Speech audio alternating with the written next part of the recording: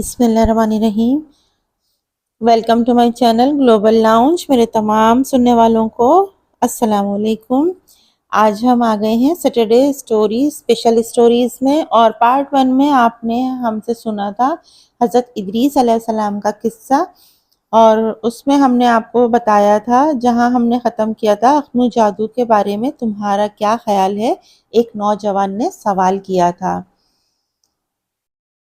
جب نوجوان نے سوال کیا تو شعبدہ بازی، فریب، نظر بندی اور دھوکہ دہی کا دوسرا نام جادو ہے۔ اخنو نے کہا، میں نہیں مانتا۔ اس نوجوان نے بآواز بلند کیا، نہ مانو، لیکن یہ بات سن لو، تمہارے اس شہر میں بمشکل 8-10 مشہور جادوگر ہیں جنہوں نے تمہیں طفل و تسلیاں دے کر تمہاری دولت سے اپنی تجوریاں بھری ہیں۔ جب کبھی وہ بیمار پڑتے ہیں تو علاج دوسروں سے کراتے ہیں۔ اپنے جادو کے زور سے صحت یاب کیوں نہیں ہو جاتے؟ جب ان میں سے کسی کی عورت بھاگ جاتی ہے تو جادو کے ذریعے اسے واپس کیوں نہیں بلا لیتے؟ اور جب کبھی وہ کسی علام و بلا کا شکار ہوتے ہیں تو جادو کے بلبوتے پر اس سے نجات کیوں نہیں پا لیتے؟ اے اہل بابل، سن لو، جو جادو ان کی اپنی ذات کو کسی قسم کا فائدہ پہنچانے سے قاصر ہے، وہ تمہارے لیے کیسے کارگر ثابت ہو سکتا ہے؟ اخنو نے کہا، اور پھر مجمع پر طائرانہ نظریں ڈالتے ہوئے اپنی نگاہوں کو اس نوجوان پر مرکوز کر دیا۔ تھوڑی دیر خاموشی سے اسے دیکھتا رہا اور پھر اس سے مخاطب ہو کر کہا، اب بتاؤ، تمہارا کیا حال ہے، کیا خیال ہے؟ لیکن اس نوجوان کے پاس کوئی جواب نہ تھا۔ وہ حقیقت کو کیسے جھٹلاتا؟ مجمع میں موجود لوگوں کے ہلتے ہوئے سر اخنو کی باتوں کی صداقت کی گواہی دے رہے تھے۔ ماحول میں موت کی سی خاموشی تھی۔ سامعات کی آوازیں ایک ساتھ فضا میں ابھریں۔ اخنو، تم سچ کہتے ہو۔ لاریب ہم گمراہی اور ضلالت کی راہ پر ہیں۔ آج سے ہم تمہارے ہمنوا اور ساتھی ہیں۔ گواہ رہنا، ہم اپنے گزشتہ گناہوں سے خالق کل سے معافی مانگتے ہیں۔ اب وہ تنہا نہ تھا، اس کی آواز میں 7 آوازیں اور بھی شامل ہو گئی تھیں۔ یہ معمولی خبر نہ تھی، جنگل کی آگ کی طرح سارے شہر میں پھیل گئی۔ باطل کے سمندر میں طوفان آ گیا، اور نوجوان جس طرف سے گزرتے، کیا مرد اور کیا عورت ان کی طرف انگلیوں سے اشارے کرتے۔ لیکن جب کسی کے دل میں حق کا چراغ روشن ہو جاتا ہے تو پھر باطل کا اس پر اثر نہیں ہوتا۔ انہیں پرواہ نہ تھی کہ کون کیا کہتا ہے۔ جو قدم راہ حق پر اٹھ چکا تھا وہ واپس آنے والا نہ تھا۔ ایک دن اخنو گھر سے باہر جانے لگا تو ماں نے روک لیا۔ وہ اس کے قریب جا کر بیٹھ گیا۔ بیٹا، اب تمہیں شادی کر لینی چاہیے، وہ بولی۔ شادی؟ وہ حیرانگی سے اس کی طرف دیکھنے لگا۔ اس میں حیرانگی کی کون سی بات ہے؟ باپ نے کہا، ابا جان، ابھی تو مجھے بہت زیادہ کام کرنا ہے۔ شادی کام کی راہ میں رکاوٹ تو نہیں، یہ ہمارے بزرگوں کی سنت اور اللہ کا حکم بھی ہے۔ باپ نے کہا، جیسے آپ کی مرضی۔ اخنو نے ادباً کہا اور اٹھ کر باہر نکل گیا۔ جیسی لڑکی کی تلاش تھی، اسے ڈھونڈنے میں زیادہ تگ و دو نہیں کرنی پڑی۔ اخنو کے والدین بروفہ کے گھر والوں کو بخوبی جانتے تھے۔ بڑا نیک اور پارسا گھرانہ تھا، معاشرے کی علائشوں اور گندگیوں سے پاک۔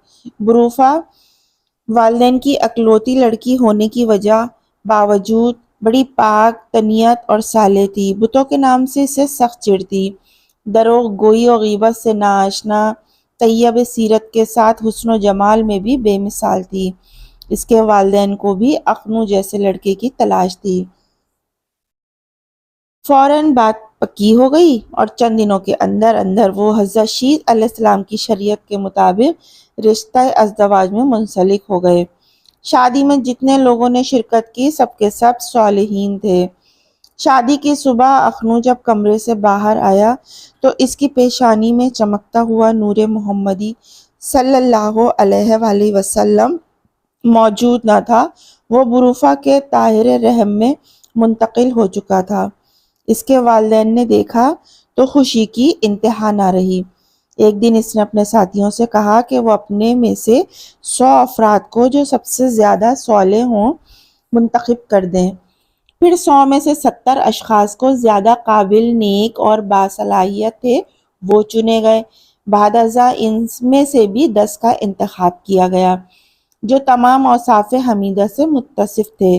آخر کار ان 10 میں سے بھی 7 کو چنا جو واقعی میں سب سے بہترین تھے۔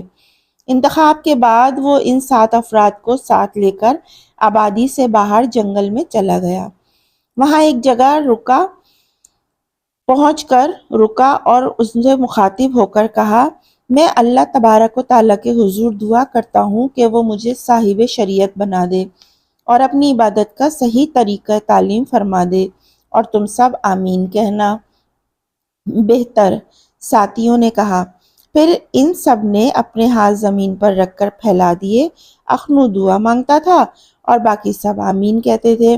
یہ سلسلہ کافی دیر تک جاری رہا۔ دین کی طلب کی دعا کو شرف قبولیت بخشا گیا، لیکن ہنوز طریق عبادت تعلیم نہ کیا گیا۔ وہ پھر مصروف دعا ہو گیا۔ ایسا سما چرغ نیلی فام نے پہلے کبھی نہ دیکھا تھا۔ جنگل کی پراسرار خاموشی میں دعا اور آمین کی آوازوں نے عجیب سما باندھ رکھا تھا۔ کافی دیر کے بعد خدائے بزرگ و برتر نے کرم فرمایا۔ حضرت جبرائیل علیہ السلام 30 صحیفے لے کر تشریف لائے جن میں احکام الہی رقم تھے اور منصب نبوت پر سرفراز فرمایا گیا۔ اب آپ صاحب شریعت پیغمبر مرسل تھے۔ واپس آ کر آپ نے اعلان نبوت فرمایا۔ ساتھی فوراً آپ پر ایمان لے آئے اور آپ کے امتی بن گئے۔ شہر کے سرکردہ با اثر افراد پروہت کے گھر جمع ہو رہے تھے۔ وہ بڑے پریشان اور وردہ مند دکھائی دیتے تھے۔ ایسے نظر آتا تھا جیسے بہت بڑا مسئلہ ان کو درپیش ہے، حالانکہ اس سے قبل وہ لوگ کبھی ایک جگہ اکٹھے بھی نہیں ہوئے تھے۔ جب سب لوگ آ گئے تو پروہت اپنی تمام تر نحوستوں کے ساتھ اٹھا اور حاضرین کو مخاطب کر کے کہنے لگا، یہ تو تم سب جانتے ہو کہ اخنو نے دعوی نبوت کر دیا ہے۔ کل تک وہ ہمارے بازاروں اور گلی کوچوں میں گھومتا پھرتا تھا، آج پیغمبر بن بیٹھا ہے۔ وہ نسروق، اشتاد، شمسین، مکرو اور ابنو خداؤں کو جھوٹا کہتا ہے۔ اس کی تبلیغ سے بہت لوگ اپنے مذاہب سے گمراہ ہو چکے۔ کس قدر افسوسناک بات ہے، اس نے ہمارے بچوں اور عزیزوں کو ہمارے خلاف بغاوت پر آمادہ کر دیا ہے۔ اگر اس کا آج بندوبست نہ کیا گیا تو یہ ہم سب کو اپنے دیوتاؤں کے قہر و غضب کا شکار بننے کے لیے تیار رہنا چاہیے۔ یہ کہہ کر وہ بیٹھ گیا تو شہر کا ایک با اثر شخص بولا، وہ تو کوئی جادوگر لگتا ہے، سختی کے باوجود ہمارے بچے اس کا ساتھ چھوڑنے پر آمادہ نہیں۔ ہمارے شہر کے جادوگروں کی جادوگری اس کے مقابل ناکام ہو گئی ہے۔ روز افزوں اس کی قوت میں اضافہ ہوتا جا رہا ہے۔ اگر یہی صورتحال رہی تو وہ دن دور نہیں جب ہماری سرداریاں اور اثر و رسوخ خاک میں مل جائے گا۔ کیا تم اس کے لیے تیار ہو کہ تمہارا وقار خاک میں مل جائے؟ قبیلے کے ایک سردار نے کہا، ہرگز نہیں، ہرگز نہیں۔ ہر طرف سے آوازیں آنے لگیں، کیا تم اتنے بے بس اور لاچار ہو گئے ہو کہ ایک آدمی کی تبلیغ کو روک بھی نہیں سکتے تاکہ وہ لوگ اس کی باتوں کا اثر نہ لیں؟ علاقے کے ایک اور شخص نے کہا، ہمیں اپنی بقا کے لیے ضرور کوئی نہ کوئی اقدام کرنا چاہیے۔ اسی اثنا میں آپ کا ایک امتی آیا، اس نے پروہت کے گھر پر ہونے والے اجلاس کا ذکر کیا اور مخالف دین حق نے کیا پروگرام بنایا ہے۔ اے اللہ کے رسول علیہ السلام، اگر حکم ہو تو ہم بھی اینٹ کا جواب پتھر سے دیں۔ ایک مخلص نے کہا۔ اس پر حضرت اخنو نے فرمایا، ہم دشمنان دین کے خلاف جہاد کریں گے، مگر ابھی نہیں۔ تم لوگ کسی بھی مقام پر صبر و استقامت کا دامن نہ چھوڑنا، اللہ تعالیٰ صبر کرنے والوں کے ساتھ ہے۔ آپ کے شب و روز عبادت الہی اور تبلیغ دین پر محیط تھے۔ جب سے رب کریم نے آپ کو طریقہ عبادت تعلیم فرمایا تھا، اس دن سے دیگر ارکان نماز، روزہ وغیرہ کی ادائیگی کے علاوہ 12,000 مرتبہ روزانہ اللہ تعالیٰ کی تسبیح کرتے تھے۔ بذریعہ وحی آپ کو بتایا گیا کہ شام کو جب آپ کے نیک اعمال آسمان پر چڑھتے ہیں تو ان سے زیادہ کسی اور کے اتنے اعمال نہیں ہوتے۔ تو اس دن سے آپ نے ذکر و عبادت میں مزید اضافہ کر دیا تاکہ رب العالمین آپ سے راضی اور خوش ہوں۔ آپ کی عبادت اور ریاضت دیکھ کر فرشتے بھی رشک کرتے تھے اور بارگاہ ایزدی میں آپ سے ملاقات کی درخواست کرتے تھے۔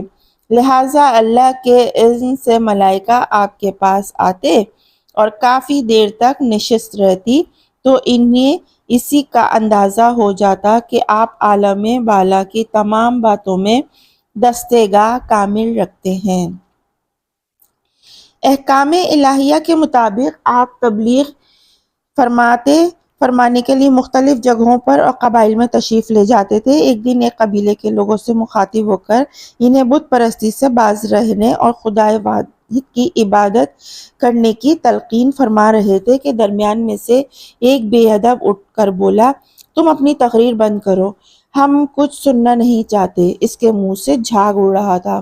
آپ نے اس کی طرف دیکھا اور پھر لوگوں کو خطاب کرنے لگے، اور اسی اثنا میں ایک پتھر آیا اور آپ کی پیشانی مبارک پر لگا جس سے مقدس خون کے قطرے بہنے لگے۔ آپ کے اصحاب سامنے آ گئے۔ اب پتھروں کی بارش ہونے لگی لیکن کسی کے پائے استقلال اور ہمت میں جنبش تک نہ ہوئی۔ آج کا حصہ یہیں ختم کرتے ہیں۔ اگر آپ کو ہماری سٹوریز پسند آ رہی ہیں تو ہمارے چینل کو لائک، شیئر اور سبسکرائب کرنا نہ بھولیں، اور کمنٹ باکس میں ہمیں ضرور بتائیں کہ آپ کو ہماری سٹوریز کیسی لگ رہی ہیں۔ نیکسٹ سٹوری میں آپ سے ملتے ہیں۔ جب تک اپنی ٹیچر سائمہ خان کو اجازت دیجیے۔ اللہ حافظ۔